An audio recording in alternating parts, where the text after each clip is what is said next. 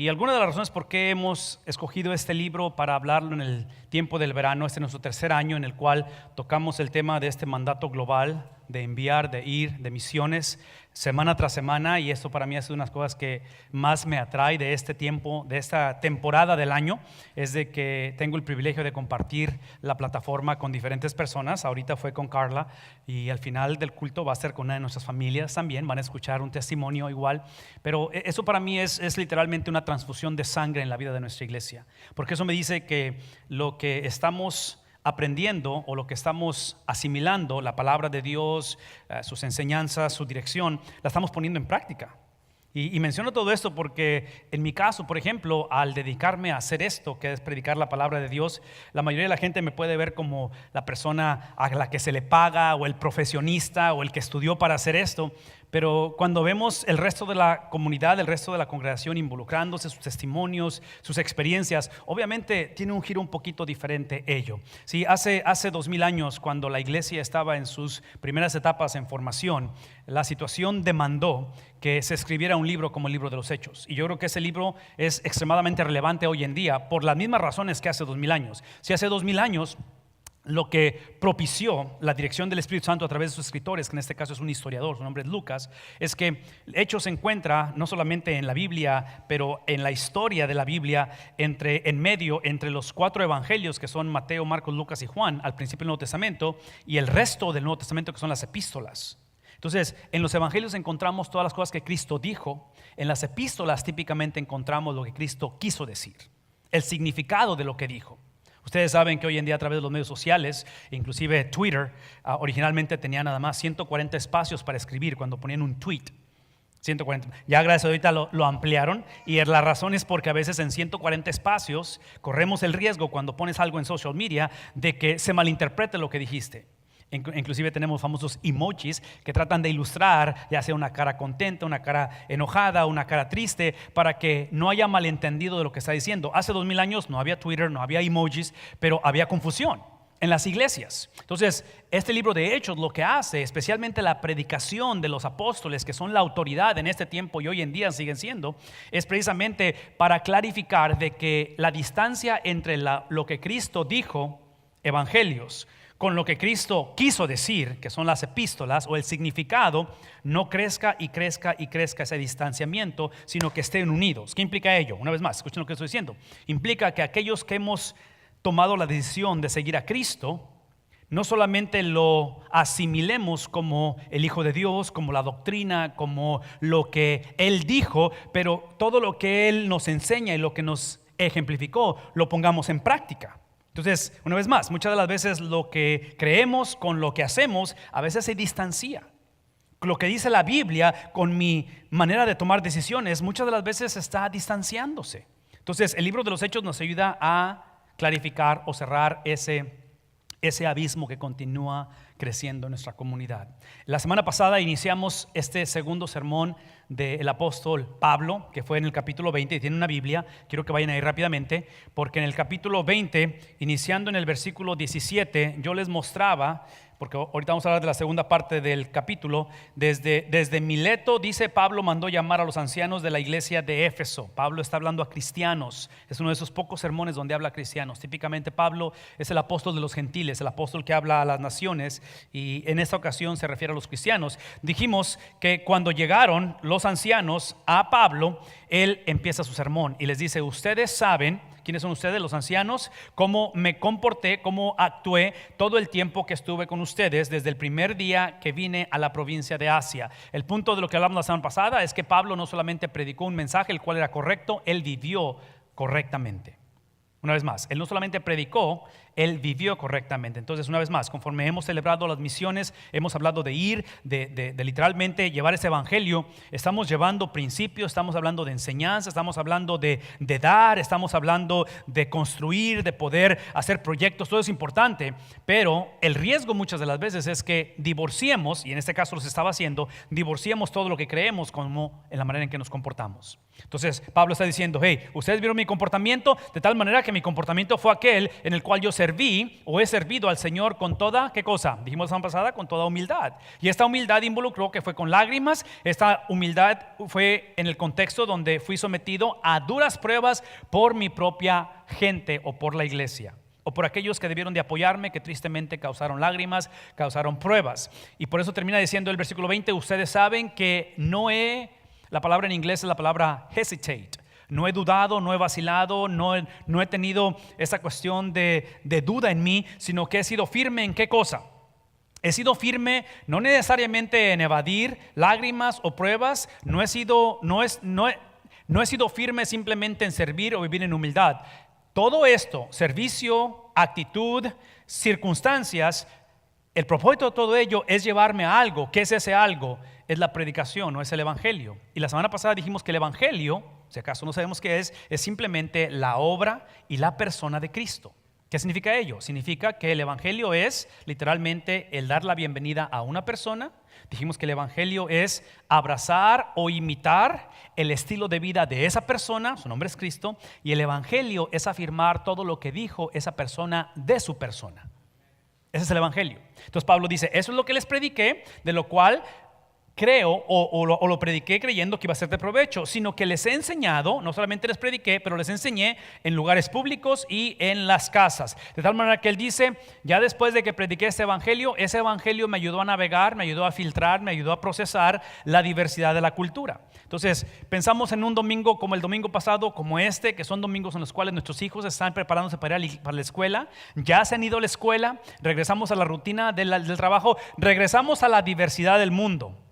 Judíos, griegos, nuestros hijos se adentran a un contexto en el cual tenemos conversaciones que típicamente las van a escuchar que en la casa no las tendríamos. Entonces, el punto de nosotros no es que ellos estén ausentes o estén ignorantes de esas conversaciones, el punto es cómo las navegan. Cuando nuestros hijos son confrontados con situaciones en las cuales sí vienen en un contexto de diversidad, donde lo peor que podemos hacer con los hijos obviamente es poner o tratar de ponerles una burbuja en la cual lo vamos a esterilizar para que no se contaminen del mundo. Eso nunca fue el plan de Dios, ese nunca fue el plan de la Biblia. El plan de Dios fue que cuando nuestros hijos vayan a la escuela, cuando nuestros hijos eventualmente se casen, cuando nuestros papás eventualmente envejecen y tienen que lidiar con la diversidad de salud, la diversidad de doctores, la diversidad de circunstancias, entendamos que el punto es que cualquiera que sea el contexto, entremos a una conversión. No simplemente en una conversación, no simplemente en una situación o simplemente en un diálogo con Dios. Lo importante de la historia es que independientemente cuál sea el contexto, sea aquellos que son religiosos o piensan que son de Dios, o aquellos que literalmente están completamente confundidos, el punto es su conversión. ¿Qué es lo que implica ello? Que ya sea que eres judío, que eres griego o quien sea, la conversación, la dirección, el encuentro con Dios nunca inicia, dijimos la semana pasada, nunca inicia con un mejoramiento de mi condición. Dios no está aquí para darnos la mejor versión de nuestras personas. Dios no existe simplemente para llevarnos de un 2.0 a un 3.5. Sí, ese no es Dios, ese es el evangelio de la prosperidad. Ese no lo predicamos aquí. Aquí predicamos de que literalmente la conversión es literalmente el arrepentirnos y el poner nuestra confianza en el Señor. Y así es como terminamos diciéndolo la semana pasada. Concluimos diciendo esto: el arrepentimiento para todo aquel que es convertido a Dios y pone su fe en la credibilidad de Jesús, de que Él es confiable, de que Jesús es confiable, es aquel que se arrepiente, y su arrepentimiento no es simplemente una fecha que está en la Biblia y que dice en este año no me bauticé. Es importante que la tengan la fecha y espero que la tengan esa fecha de nacimiento, pero el arrepentimiento para los hijos de Dios, para aquellos que están navegando la vida en un contexto de culturas diversas, para nuestros hijos que literalmente crecen y constantemente crecen y van a seguir creciendo en un ambiente y en circunstancias que nosotros como adultos o como ancianos nunca las conocimos, ¿sí? Cuando están en esa situación, el trabajo de nosotros es que ellos vean, como dijo Pablo, como un modelo, no nada más en doctrina, un arrepentimiento de hábito. Que en la relación que tengo con Dios y con otros me caracterice no una vida perfecta, no una vida en la cual tengo todas las doctrinas formuladas y yo nunca hago lo que hacen ellos. Es que cuando yo necesito arrepentirme, salga y fluya de mí constantemente. En lugar de cuando requiero arrepentimiento, la tendencia es crear, y otra vez puede ser por la diversidad en la vida, por las circunstancias y las diferencias que tenemos, nuestra tendencia es muchas de las veces crear un mecanismo de defensa. Y en lugar de yo pensar que necesito arrepentimiento, ¿qué decimos? No, que se arrepienta. Que se arrepienta él. Es Washington que necesita cambiar. Oh, si nuestro gobierno regresara a Cristo. ¿Sí me explico? Y en la casa estamos viendo películas que no honran a Jesús. Estoy hablando de los teléfonos, estoy hablando de Netflix. ¿Sí me explico? O sea, vemos la paja en el ojo y no vemos ¿qué cosa? La viga en el propio. Entonces, arrepentimiento como algo de hábito. ¿Qué acerca de nuestra fe? La fe tiene que trasladarse como Pablo está hablando en el capítulo 20. El capítulo 20 es literalmente el capítulo en el cual estamos por leerlo, está por despedirse. Y por lo que entendemos hoy en día, porque Pablo está hablando a través de lo que decimos el windshield. Si Pablo estuviera manejando en su vida, está viendo a través de el parabrisas, está manejando viendo hacia adelante, lo cual implica que no conoce el futuro. Nosotros leemos este libro como un libro histórico, lo cual implica que lo estamos leyendo desde el espejo retrovisor. ¿Qué implica ello? Que sabemos que esto es en un contexto donde Pablo está despidiéndose. Entonces Pablo no le caracterizó nada más su fe en Dios, pero le caracterizó ¿qué cosa? Su fidelidad. ¿Qué fidelidad? Véame tantito, esto lo explicamos en pasada. No es la fidelidad de Pablo, es la fidelidad de Cristo en Pablo. De tal manera que cuando Pablo enfrenta, una vez más, Pablo enfrenta la diversidad de judíos, de griegos, de gentiles, de romanos y todo el tutti frutti, la capirotada que era de cultura en ese tiempo, lo que a Pablo lo distinguió no fue un hombre muy preparado, lo cual lo fue, no fue un hombre muy tenaz, lo cual lo fue, no fue un hombre que amaba mucho la palabra de Dios, lo cual lo hizo. A Pablo le distinguió el punto en el que él dice, sed imitadores de ¿quién? Porque yo lo soy de ¿quién?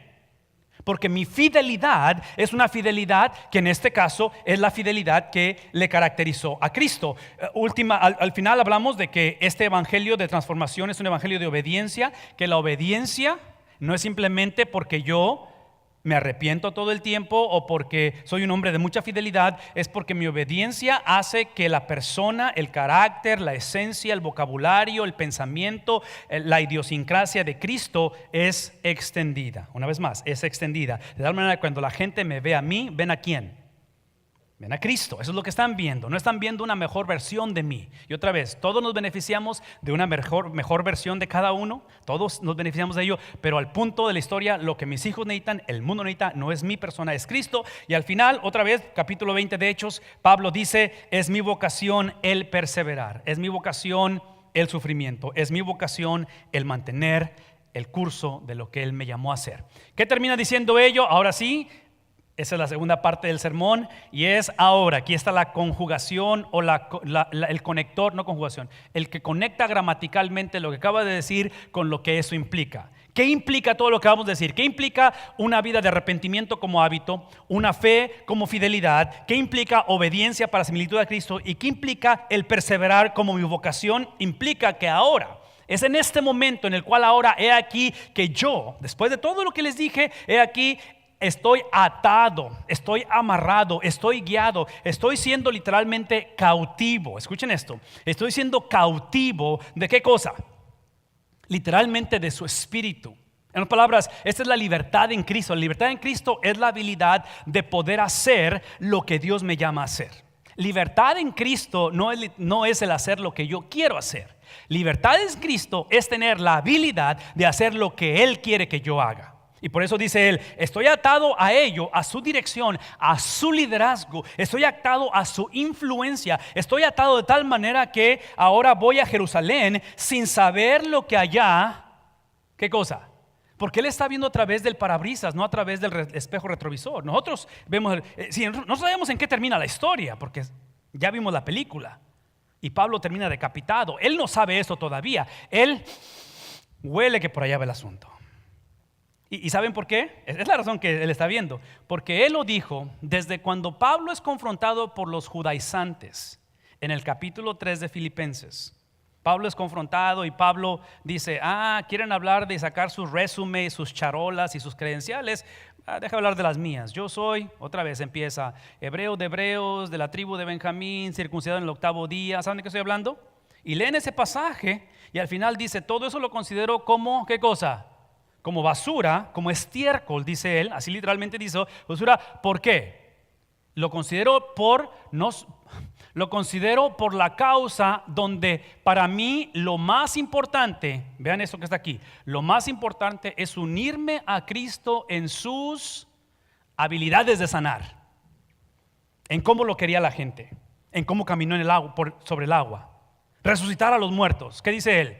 Mi propósito es unirme a él en sus padecimientos. ¿Por qué? Porque dijimos la semana pasada que para Cristo el sufrimiento fue su vocación. Para el cristiano el sufrimiento tiene que ser ello. Por lo tanto, es que él está hablando de esta atadura o de esta unidad en la cual encontramos la unidad no de Pablo con la iglesia, porque la iglesia estaba disfuncional, no con los ancianos, no con los pastores, no entre su familia, porque aparentemente este hombre pierde todo por la causa de Cristo, su propia familia, sus judíos, su propia raza, lo va a despreciar. Lo más importante para él es la unidad de Dios en él mismo. La Trinidad. ¿Qué implica ello? Lo hemos explicado de esta manera. Hemos dicho que para explicar la Trinidad, en nuestra limitación, en nuestra mente finita, es que es como un pretzel. El pretzel, lo que hace pretzel no es un hoyo, no son dos hoyos, pero son, ¿cuántos hoyos hay en un pretzel? No 4, no 5, es literalmente 3. Si le quitan un hoyo, deja de ser pretzel.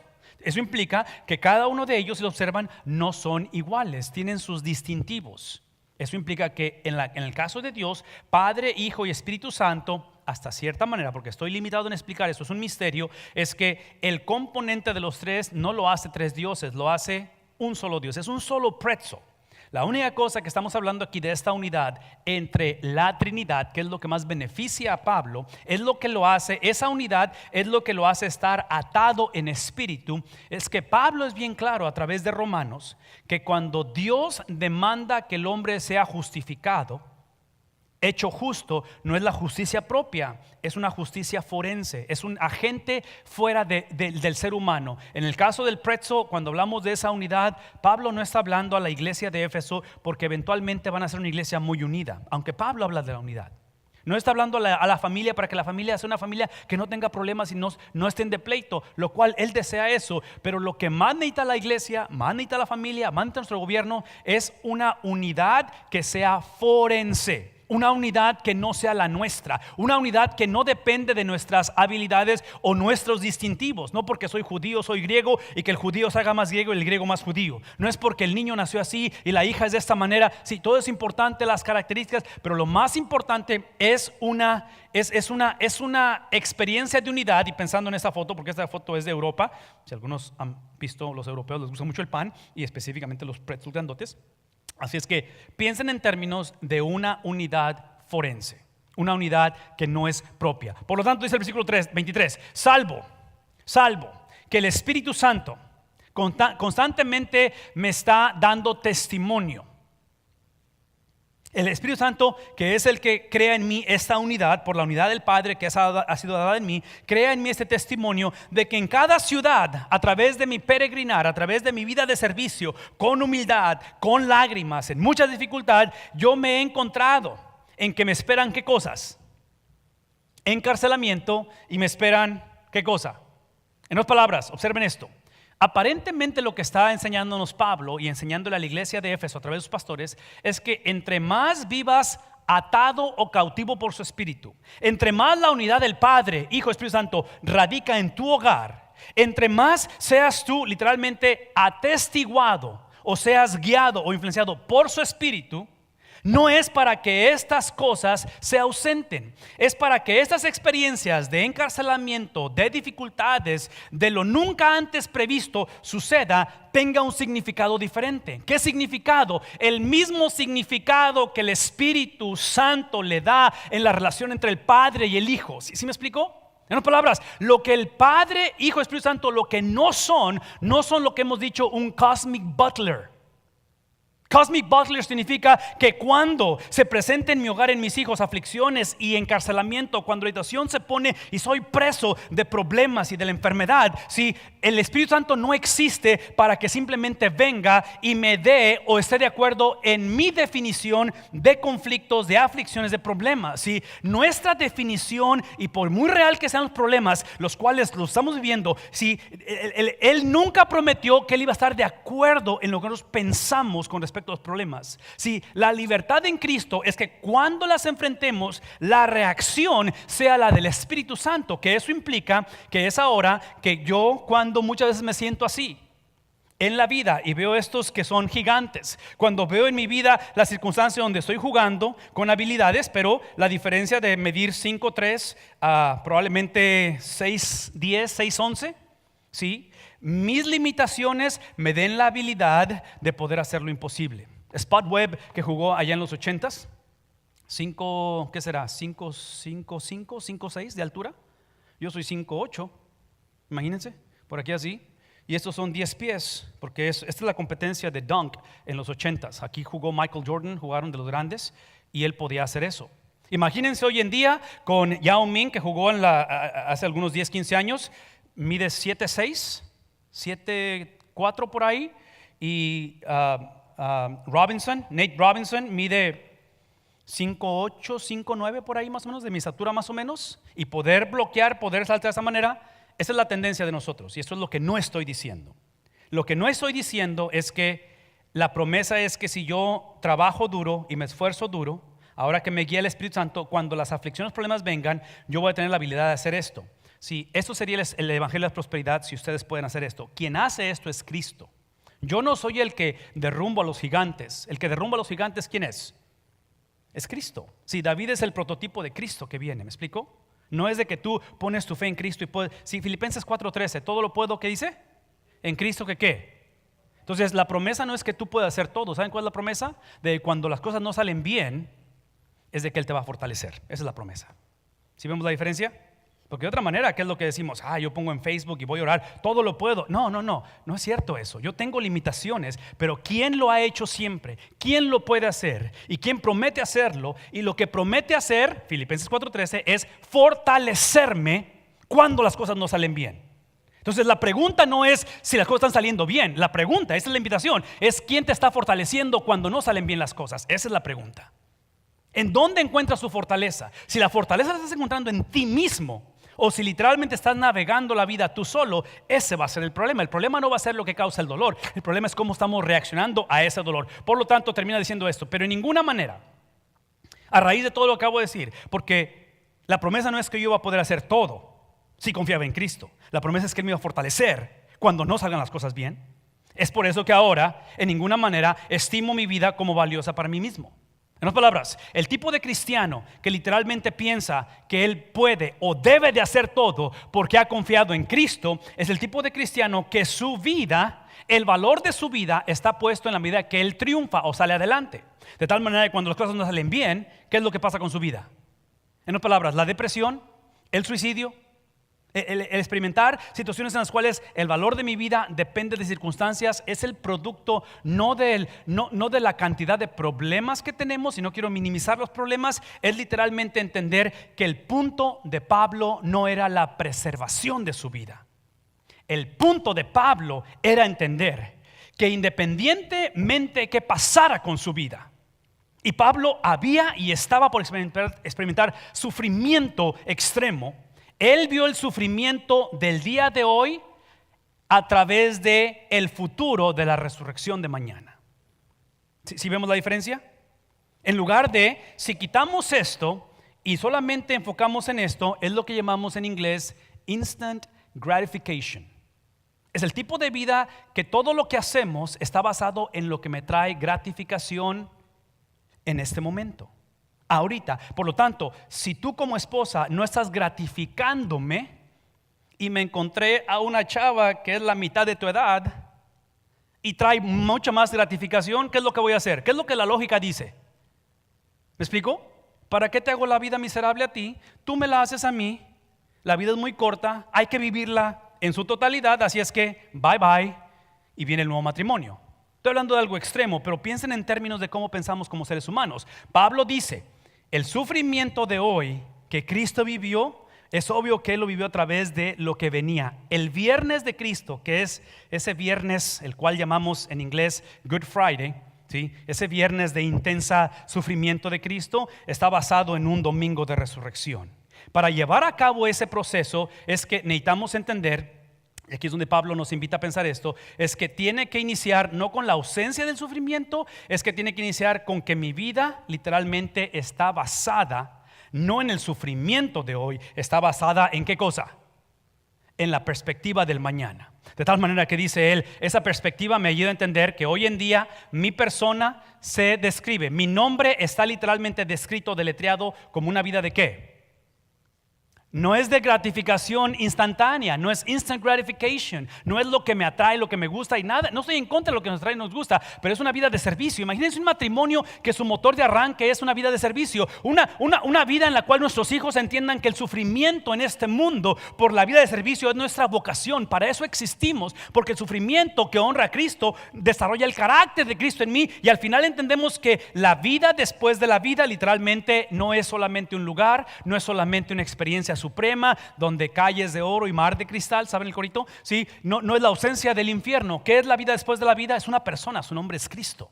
Y es por eso que él dice, eso es lo que me lleva a mí con el propósito de poder terminar, ¿qué cosa? Sí, toda persona que entiende que es una vida de servicio, que el sufrimiento es una vocación y que Cristo es la recompensa de ese cielo, porque es Cristo, es aquel que entiende y le da propósito a su vida, donde ahora valora y entiende de que terminar la carrera no es opcional. Aquellos que no terminan la carrera es literalmente aquellos que vieron su vida literalmente como lo más importante.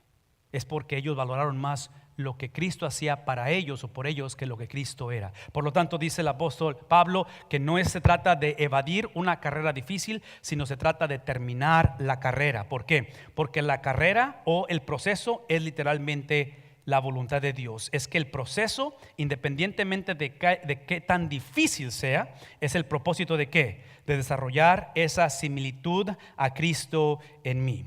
El apóstol nos va a retar hablando de esto, de que eso, terminar la carrera, es literalmente el llamado, es literalmente el mandato. La palabra en inglés es task, la tarea, el mandato que nos dio ¿quién? Véanme tantito porque eso es importante. Muchos hemos cometido el error de pensar que el mandato, la tarea, el ministerio, yo lo defino. No. Sí, yo no defino lo que es el matrimonio, yo no defino lo que es la crianza de los hijos, yo no defino ni siquiera quién soy. ¿Quién soy yo? ¿Sí me explicó? Y muchos hemos cometido el error de que nuestro ministerio o nuestra esencia o nuestras preferencias personales o nuestro ex define quién soy yo. Mis errores definen quién soy yo. Mi niñez define quién soy yo. O mis sueños y mis ilusiones definen quién soy yo. No, Pablo está diciendo, sí, la tarea a la cual he sido llamado y que necesito terminar basado en quién soy yo, definido en Cristo, es que ahora está dada por quién. Por quién es el Señor. Por lo tanto, mi salvación fue ¿para qué? Esa es la razón por qué soy salvo.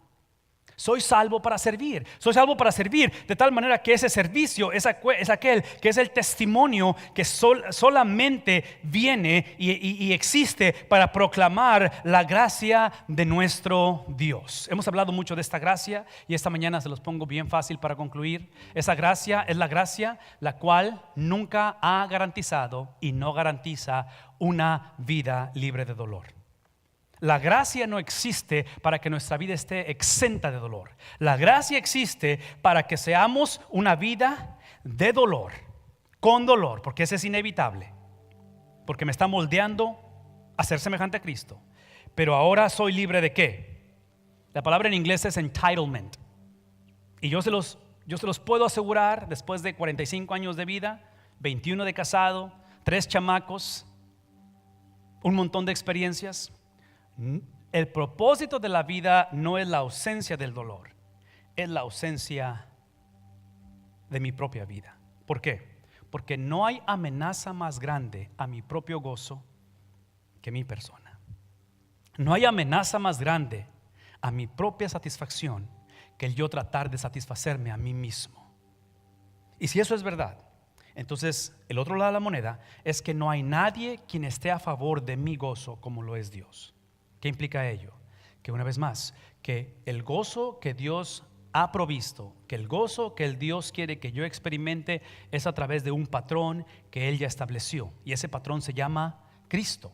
Cristo es el modelo en el cual yo encuentro literalmente la habilidad de ser libre, no de mi sufrimiento, Y no estoy a favor del sufrimiento, ni quiero que me escuchen como si yo fuera un masoquista y quiero sufrir y sufrir y sufrir. Todo lo que estoy diciendo es que cuando se hace presente el sufrimiento, lo que el sufrimiento pone a prueba no es mi fe en Dios, pone qué tanto he confiado en cómo yo demando las cosas. Es como que ese sentido de entitlement, de que de tal manera que la pregunta no debe de ser ¿por qué a mí? La pregunta es ¿por qué no?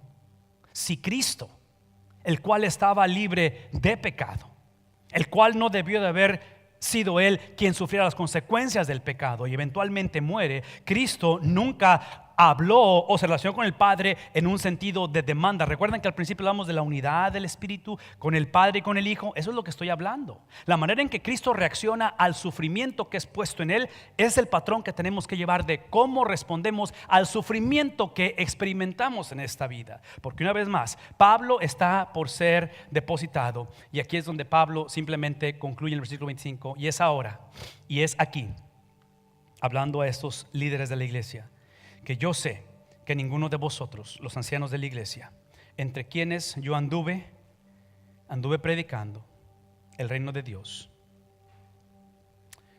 ninguno de vosotros volverán a ver mi rostro. De que al final de la jornada,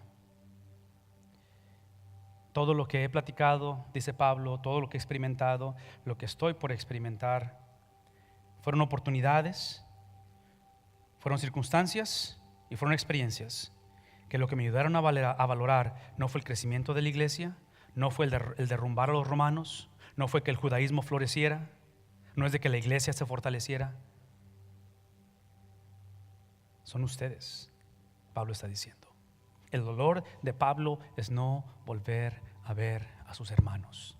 El dolor de Pablo como el apóstol, como el padre de muchas de esas iglesias, es ver a la iglesia, a sus hijos espirituales, meterse en complicaciones de la vida que son innecesarias. El dolor de un padre es cuando eventualmente los hijos no alcanzan a entender que la razón por qué trabajo, la razón por qué me esfuerzo, la razón por qué hacemos lo que hacemos es porque lo que deseo, no deseo que seas un buen hijo, no deseo simplemente que te portes bien, no deseo que seas el mejor en la escuela o que eventualmente ganes y tengas un buen trabajo. Espero que todo suceda, pero lo que más me interesa eres tú como hijo. En cuestión del matrimonio exactamente lo mismo, y lo que queremos esta mañana entender que este versículo habla de una incertidumbre. Estoy por ir a Jerusalén, estoy por ser literalmente depositado y no sé qué es lo que va a pasar, pero independientemente qué va a pasar, porque la unidad de Cristo con el Padre, Hijo, Padre, Espíritu Santo ha sido puesto en mí. Eso me da la habilidad de valorarlos a ustedes, de que lo más importante para mí como apóstol, como predicador, como siervo de Dios, es que no es que ustedes se salven simplemente, no es que ustedes dejen de hacer lo que han estado haciendo. Para mí lo más importante son ustedes. Es entender que es el concepto de que lo que Cristo valoró, yo lo estoy valorando. Es el concepto en el cual de que la incertidumbre es fácil o más llevable, más navegable en toda esa experiencia cuando nuestras prioridades están puestas en orden.